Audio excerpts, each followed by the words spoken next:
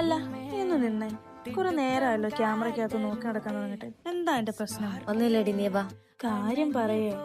Solution ഉള്ളതാണെങ്കിൽ നമുക്ക് solution ഉണ്ടാക്കാന്നേ. എടാ, നീ എന്റെ മുഖം കണ്ടോ? പിമ്പിൾസ്, ടാന്, ആകെപ്പാടെ മുഖം എല്ലാം ഡള്ളാണ്. ഞാനാണെ യൂസ് ചെയ്യാത്ത ഒരു പ്രൊഡക്റ്റ് തന്നെ ഇല്ല. ഇതിനാണോ സൊല്യൂഷൻ ഇല്ലാത്തേ? എന്ത് സൊല്യൂഷൻ? ലൂക്ക. ലൂക്ക? യെസ്, നീ അതിന് തന്നെ.